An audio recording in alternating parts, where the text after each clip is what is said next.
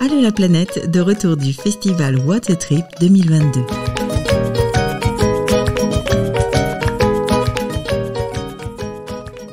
Donc nous sommes actuellement au festival What a Trip à Montpellier, festival du film du voyage d'aventure. Nous sommes donc en compagnie, toujours avec le studio mobile d'Allô la planète, de Romain, organisateur donc, du festival What a Trip, Nathalie, organisatrice du festival, pareil, de films à La Réunion, Jean-Marie, futur organisateur du film de voyage, pareil, à Bordeaux. Et puis, nous-mêmes, organisateurs du Festival Joyeuse Escale en Ardèche. On se pose une question, donc après Covid, quel est le festival de demain ? Donc, Romain, peut-être. C'est moi qui me lance. Allez. Comme ça, on peut copier après. Ouais, c'est ça. C'est ça. Le festival de demain, je pense que c'est un festival déjà où on va voir de plus en plus de films de micro-aventures et plutôt locales. Nous, on s'en rend compte un petit peu dans la prog et dans tous les films qu'on a reçus, en fait. C'est que on a reçu beaucoup de films de documentaires, donc dont l'intrigue se passe en France, en région, à proximité, quoi, et sur de la micro-aventure. De la même façon, on recevait énormément de films documentaires autour de sports dits extrêmes. Slackline, highline, parapente, etc. Cette année, on n'en a reçu aucun. Et alors, on met ça sur le coup du Covid. Alors, peut-être le fait que les gens n'aient pas pu se déplacer, peut-être qu'il y a eu autre chose. Mais ça, c'est une première tendance, en fait. Je ne sais pas si les autres festivals l'observent, mais nous, ça nous a choqués parce qu'on avait tout le temps des films dits de sport extrême. Tout le temps. Et là, cette année, on n'en a pas. Ouais. Alors, je ne sais pas pour les sports extrêmes, mais c'est clair que la micro-aventure à proximité, ça, on en a vu beaucoup. Oui. Et même, du coup, nous, à La Réunion, on va avoir tendance à recevoir des films de petites aventures à La Réunion qu'on ne sélectionne pas forcément d'habitude, mais dont le message est plus fort maintenant. Et on va être peut-être moins sur l'envie de montrer des films très... beaucoup d'évasion pour les Réunionnais et avoir envie de leur montrer qu'à La Réunion, déjà, on peut faire des aventures extraordinaires et de passer plus ce genre de film-là, ouais. Alors, pour La Réunion, on en parlait hier. Tu nous disais que de plus en plus, alors, de plus en plus, je ne sais pas, mais aujourd'hui, des voyageurs, des réalisateurs te disent, on veut pas venir à La Réunion parce qu'il faut prendre l'avion et qu'on va jusqu'au bout de notre idée de slow travel. Est-ce que c'est ça ? Oui, c'est tout à fait ça. Et c'est rigolo parce qu'il y a 2-3 ans, quand je me déplaçais en festival, j'avais l'impression d'être une star parce que les réalisateurs venaient absolument nous voir parce qu'ils veulent absolument le billet pour venir à La Réunion. Et alors maintenant, c'est plus du tout cet effet-là. Et donc, surtout, c'est aussi beaucoup par rapport à la thématique abordée dans les films. Les gens, ils sont dans le slow travel, dans le voyage lent, tranquille. Et donc, prendre un avion 11 heures pour venir présenter un film dans lequel ils mettent en avant le fait de voyager doucement et à proximité et sans prendre l'avion, c'est un contresens. Donc, ça devient une problématique de les faire venir et pour les faire les rencontrer, les Réunionnais. Parce que nous, ça nous tient à cœur. Alors, j'ai essayé un peu de leur montrer cette vision-là. Oui, mais les Réunionnais, c'est très, très riche pour eux de pouvoir rencontrer les gens en personne. Mais après, je comprends aussi ce choix. Et puis, peut-être qu'on va se porter plus sur de la visioconférence. Ou comme on en parlait hier, pourquoi pas affréter un bateau rempli de réalisateurs et tous les faire venir pour le festival. Bateau à voile. Oui, exactement. Exactement, oui. Tu peux nous parler de ton festival, justement, comment il est organisé ? C'est sur plusieurs jours c'est très différent des formats français ou européens peut-être parce que comme on n'a pas de grandes villes, on n'a pas ces espaces avec une salle de cinéma et un endroit dans la ville à avoir des expositions, des librairies, tout ça. Donc nous, on a une grosse soirée d'ouverture sur la plage qui est super. Il y a 6 000, 7 000 personnes avec un écran géant. C'est super. C'est notre gros moment. Et ensuite, on a sur 2 semaines dans les théâtres dans le sud de l'île et dans le nord de l'île la projection des films en compétition. Donc, c'est pas... parfois, on nous dit, mais c'est pas un festival. Parce que c'est pas 5 jours où il y a que ça. C'est étalé dans le temps. Voilà. Donc, quand on vient... au festival à La Réunion, il faut prendre 15 jours de... Exactement. de vacances. C'est ça. plus le temps de transport, du coup. Voilà, si donc tu optes s'il faut pour, rajouter un mois de bateau, venir en ça fait bateau. un long voyage. C'est pas effectivement un sacré voyage. Voilà. Et Jean-Marie, toi, comment tu Alors envisages, nous, on en est alors encore loin puisque notre première édition aura lieu dans un an, une semaine après ce festival de Montpellier que je connais pour y être venu pour la 3e année. Par contre, évidemment, j'ai des contacts. Et pas plus tard qu'il y a 3-4 semaines, j'étais avec un aventurier canadien et québécois, particulièrement parce que la ville de Québec et de Bordeaux sont jumelées, on va faire des opérations avec. Et en fait, il me disait, il va sortir d'ailleurs un film au printemps l'année prochaine, mais il m'a dit, Jean-Marie, je ne viendrai pas pour une seule fois. Donc, si tu peux me placer, entre guillemets, dans d'autres festivals, moi, je suis preneur. Et moi, je lui dis, pas de problème, parce que, voilà, on en parlera après avec Romain, parce on sera à quelques jours de distance, si je peux dire, et puis après, il y a d'autres festivals. Mais c'est un prof d'histoire-géographie qui a pris un an sabbatique avec un de ses copains. Et ils ont fait une traversée, ça s'appelle l'expédition Accor, A-K-O-R. Regardez ça et vous allez voir ce que c'est. Et donc, du coup, ils ont fait une traversée en Arctique de 7600 quelques kilomètres. Ils ont mis 234 jours en canot, à ski, enfin à pied, enfin, c'est un truc de fou. Et bon, voilà, donc ils vont faire un film, mais il m'a dit, oui, j'ai envie que notre film soit montré, c'est évident, mais jamais on viendra pour un déplacement. Jamais. Même si tu as le budget, on ne vient pas. Donc, voilà. Et donc, il est très engagé sur le plan écologique, et il dit, c'est vrai que depuis la Covid, tout le monde a changé. Tout le monde a changé. Nous, on était déjà branchés écologie. Moi, je l'étais aussi. Mais je veux dire, voilà, je suis des festivals depuis longtemps. Et c'est vrai que, comme vous disiez, c'était des sports extrêmes qui se passent à l'autre bout du monde. Et je pense qu'on sera comme tout le monde. Et de toute façon, notre ADN futur, c'était surtout les aventures humaines. Voilà. Oui, effectivement. Et c'est vrai qu'après le Covid, nous, on le voit même avec la radio, beaucoup d'invités d'émissions sont des voyageurs qui partent justement à côté, qui restent aussi en France et qui essaient de voyager au plus près, et tout en montrant que c'est aussi possible, bien entendu, de voyager à côté. Donc, et il y en a de plus en plus. La preuve, sur ton festival, Romain, tu as quelqu'un, une jeune femme, qui va partir en décembre et qui va partir pendant 4-5 ans, et elle va partir sans avion. Voilà. C'est ça, ouais. Et ça, c'est ça l'avenir, hein, toute façon. C'est son nom. J'avoue que j'ai pris ses coordonnées. Oui, je l'ai rencontré aussi, mais j'avoue que je rencontre tellement de personnes. Oui, ben voilà, non, mais voilà. Moi, j'ai pas trop de mérite. Hein. Non, mais c'est vrai qu'il y en a plein. Il y avait Caroline Moreau. Il y en a d'autres, effectivement, qui sont partis en stop, à pied, à vélo, pour un tour du monde. Je pense au Solid Dream il y a quelques années. Et il y en a de plus en plus. Et il y a qui est là aussi, je les ai vus au camp de base, c'est Nils et Marine qui ont fait le livre Deux pas vers l'autre, et donc qui n'ont pas quitté l'Europe, qui ont fait Portugal, Turquie à pied. Les chemins de Compostelle, les 800 km aussi. Sans sac à dos. C'est autre chose, mais c'est la même démarche. Il va falloir trouver de l'exotisme dans un voyage en France. Oui, c'est ça. Voilà. Avec, de par l'expérience aussi, typiquement le minimalisme. On en parlait tout à l'heure avec l'équipe de Compostelle sans bagages. Voilà. Aussi, la nouvelle forme de voyage, c'est aussi peut-être de partir en étant plus léger, en ayant un impact qui est beaucoup moins important sur l'environnement de par ses achats aussi, pour l'équipement, etc. Quoi. What a Trip, vous avez deux sélections. Je cherche les mots. Enfin, ces deux catégories de la compétition et le off, pardon. Qu'est-ce qui fait cette différence pour aller dans l'un ou dans l'autre, et demain, justement, dans ces changements de mode de voyage, est-ce que vous allez imaginer une autre formule?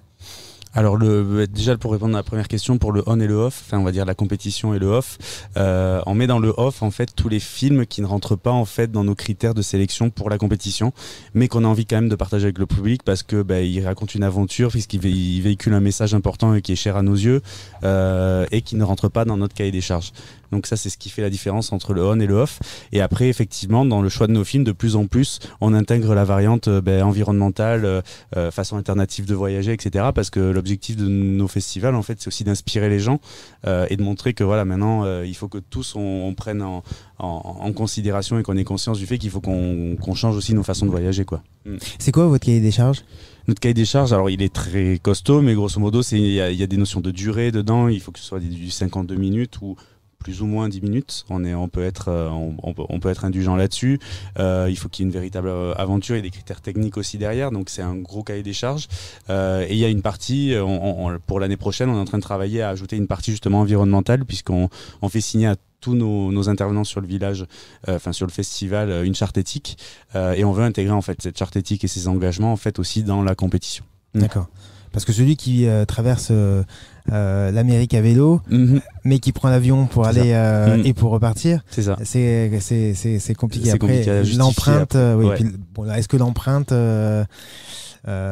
carbone Ah oui, clairement. se calcule, enfin voilà, c'est ça, ouais, il joue beaucoup là-dessus en se disant ben voilà, mon empreinte carbone, j'ai compensé, etc. Mais nous, c'est pour ça que là, cette année là, on voit de plus en plus d'aventures locales. En fait, c'est parce que cette notion-là, on se la prend aussi nous dans les dents, parce qu'on peut pas se dire festival engagé et ensuite diffuser des films où justement on n'arrête pas de prendre d'avion, machin, etc. et où des personnes éventuellement peuvent aussi se contredire. Ouais. Oui, et moi la question s'est même posée pour venir en métropole, pour aller à d'autres festivals. À La Réunion, on a quand même ce gros souci on n'a pas beaucoup de choix. Et si on décide, si c'est un choix de vie de vivre à La Réunion, est-ce qu'on va au bout du truc et on décide qu'on part plus, sauf si on part en bateau? Et c'est une question qu'on se pose beaucoup. Et là, par exemple, cette année, pour laver ma conscience d'avoir pris l'avion, j'ai pris un vélo à Paris et j'essaye de tout faire en vélo-train. Donc depuis que je suis arrivée, je me trimballe avec mon petit vélo. Je suis partie à 8h de Paris, je suis arrivée à 18h à Montpellier parce que j'ai pris un nombre de TER incroyable. Mais en tout cas, pendant tout le long, je me dis oui, mais c'est bien parce que ça compense le fait d'avoir fait 11 heures d'avion pour venir. Je suis pas de votre génération, mais je suis venu en bus depuis Bordeaux. Enfin, on est 3. On a pris Flixbus. Je suis pas de pub, hein. Mais voilà. Alors que l'année dernière, je suis venu en voiture. C'est tout simple. Et puis chez nous avons à Bordeaux une mairie écologiste maintenant. Donc moi, je connais pas mal d'élus. Donc voilà. Et je trouve que c'est très bien. Je suis pas de politique, hein, mais bon, ça fait prendre conscience aux gens, sans être écologie punitive, etc., etc. Mais oui, il faut faire quelque chose, évidemment. Et nous, organisateurs ou nous, futurs organisateurs, on a quand même un rôle essentiel à jouer parce qu'on aura bien sûr des milliers de gens qui vont venir et on doit véhiculer un message à tout le monde, même s'il est déjà véhiculé pas mal. Alors, sur ce festival, il y a beaucoup d'offices de tourisme, d'agences de développement touristique. On a beaucoup entendu parler voyage, tourisme. Là, on a entendu notamment pour l'inauguration une différence entre le voyage et le tourisme. Oui, de Laurent qui disait on sort gras d'un voyage tourisme, enfin de tourisme, et en voyage on mincit. Voilà. Je crois que j'ai encore jamais voyagé du coup. Bien, il est temps de rentrer à La Réunion à la rame. Oui.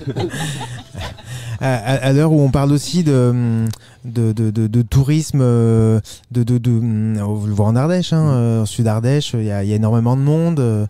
Cette année, ils ont fait je sais plus combien de millions de nuitées en plus. Est-ce que ça aussi, ça devra être réfléchi en amont? Est-ce que le tourisme durable va devoir prendre sa place sur nos festivals? Avec clairement, pour ma part et pour notre part, en fait, jusqu'à l'année dernière, on avait des offices de tourisme internationaux qui étaient présents. Là, depuis cette année, on a dit stop, on arrête. On fait que du local et du proximité, c'est-à-dire région Occitanie et les départements voisins, quoi. Donc c'est pour ça qu'on a l'Ardèche et puis ensuite on a tous les départements de la région Occitanie qui sont là pour mettre en avant, je sais pas si vous avez vu, mais c'est la micro-aventure de proximité, quoi. Et l'objectif c'est de montrer ça aussi dans nos grandes villes où voilà, on a un aéroport, mais en gros que ça sert à rien de partir, de prendre l'avion pour aller à Paris, etc. Déjà on peut prendre le train parce qu'on a une gare et qu'on a la chance d'avoir une TGV, mais au-delà de ça en fait qu'on peut, en étant un peu curieux et qu'en sortant en fait de notre zone urbaine, on peut voir des choses assez exceptionnelles autour de nous, quoi. On a une exposition qui s'appelle Ma Région. L'objectif, c'est de montrer aux Montpelliérains que s'ils sortent un petit peu, ils peuvent voir des paysages assez incroyables en prenant le train, le TER, ou le TGV, quoi. Ou même en partant en vélo, parce qu'on a beaucoup de grandes pistes cyclables qui partent d'ici, quoi. Même démarche, on aura l'Office de tourisme de Bordeaux et de Bordeaux Métropole qui sera là pour la promotion de 9 circuits de randonnée dans la métropole où on peut partir plusieurs jours et de passer dans des hors-villes. Voilà. Alors nous, c'est Flo qui a été voir chacun des ADT pour leur demander une idée d'une activité écotouristique sur leur zone, et voilà, c'était intéressant. Alors ils en ont plein, souvent. La difficulté, c'était de choisir laquelle ils voulaient mettre en avant. Mais tu parlais de l'aéroport de Montpellier, ils ont un stand. C'est aussi difficile peut-être de se couper de partenaires, de trouver, de changer le modèle économique quand on se coupe de... Carrément. Là, c'est la question qu'on a. L'année prochaine, je pense que le partenariat va peut-être s'arrêter, parce qu'en fait, on a une problématique ici à Montpellier, c'est qu'on a une ville qui est très, c'est du tertiaire, beaucoup de tertiaire. On n'a pas de grosse industrie, etc. Donc la capacité, en tout cas les opportunités de partenaires, de mécènes, etc. est très très très réduite. Donc c'est pour ça que jusqu'alors, l'aéroport de Montpellier est présent sur le festival. Mais c'est vrai que oui, on se pose aussi la question sur les types de partenariats qu'on va mettre en place. Typiquement, si demain, je dis n'importe quoi, mais si McDonald's vient et nous propose un très très gros chèque, nous dans le conseil d'administration, dans notre ligne éthique, on se dit que oui, on dira non. Et puis c'est vrai que moi, étant un produit entre guillemets du marketing sportif, puisqu'à l'époque j'étais responsable des partenariats d'un grand club de haut niveau, ça fait mal parce qu'on sait qu'il va falloir cravacher à côté. Mais par contre, au lieu de trouver un gros partenaire qui va donner peut-être 50 000 €, on va en chercher plusieurs petits qui seront peut-être plus fidèles, ou en tout cas qui, si demain il y a un accident et que ce partenaire part, ça sera moins grave effectivement que si qu'un petit partenaire part, les autres viennent compenser, quoi. Donc il y a un gros changement aussi au niveau des modèles économiques je pense sur nos événements. Oui, mais nous aussi, c'est exactement ça. Et Romain, qui est mon collègue, qui est là aussi venu au festival, qui est notre responsable partenaire, on s'était mis d'accord dès le départ que pour aller démarcher, on avait aussi une ligne éthique. McDonald's, voilà, Decathlon, non, tous les gros banques, assurances, Leclerc, enfin tout ça, c'était non. Mais bon, évidemment, du coup, il me disait aussi un peu que j'étais un peu bisounours, parce que si je vais demander au petit magasin bio du coin de nous financer le festival, ça devient compliqué. Mais c'est vrai qu'en les accumulant, du coup, et en plus, ce qu'on aime, c'est que la plupart de nos partenaires, ils sont vraiment, vraiment heureux d'être partenaires du festival. Ça leur coûte pas énormément, et ça devient des amis presque. Donc c'est beaucoup plus agréable de fonctionner comme ça que d'être dépendant d'une très grosse structure où en plus, après, on va se sentir très redevable avec des comptes à rendre beaucoup plus précis et presque qui va peut-être nous éloigner de notre ligne éditoriale, de ce qu'on veut faire. Donc là, j'aime beaucoup ce concept d'avoir plusieurs petits partenaires plus en lien avec nos valeurs. Puis c'est pas une relation commerciale en fait, effectivement. Oui, nous on le voit avec tous nos partenaires, c'est beaucoup plus que ça, quoi. On les tutoie, on les machin, enfin ça n'a rien à voir. C'est pas une relation commerciale. C'est une vraie relation de partenariat qui se fait parce que elle est basée sur des valeurs qui sont partagées entre une entreprise et une association, quoi. C'est ça. Et c'est vrai que nous peut-être que Flo veut en dire un mot, mais sur Joyeuse, on a pareil, notre premier festival, on a fait le choix d'aller voir que les petits, les commerces de proximité. De tirer un trait sur les Fnac, les McDo, les Leclerc. Ça aurait été beaucoup plus simple en fait. Mais en fait, ils ont tous joué le jeu. Et même ceux qu'on n'a pas été démarchés après le festival nous ont dit, enfin certains, pas tous, mais certains nous ont dit, nous l'année prochaine, on veut vous aider. Oui, parce que comme tu disais, en fait, en accord un peu avec les valeurs, les lignes éditoriales, qu'est-ce qu'on a envie de mettre, qu'est-ce qu'on a envie de partager, véhiculer comme valeur. Et c'est très très important. Je pense que c'est la première chose en fait qui va dicter un petit peu de ce qu'on va mettre dans le festival. Et ça en fait partie en fait. Comme tu disais, c'est vraiment des échanges où les locaux se sentent impliqués aussi dans le festival par ces valeurs-là. Et ils sont ravis de nous soutenir. Et il y a plus cette idée de on va peut-être leur devoir quelque chose si c'était effectivement des grandes entreprises avec lesquelles on n'a pas de lien, il n'y a pas de sens. Et je pense que ce sens-là, il est important. Et on ne peut pas se contredire, parce que nous qui sommes à 1 an, McDo nous a démarché pas plus tard que mercredi dernier. Dans le quartier, on va le faire, quoi. Ouais. Ils font partie d'un gros conglomérat, d'une association qui va être partenaire avec nous. Ils sont adhérents de cette association. Et donc, ils étaient lors d'une soirée et ils nous ont proposé d'être partenaires.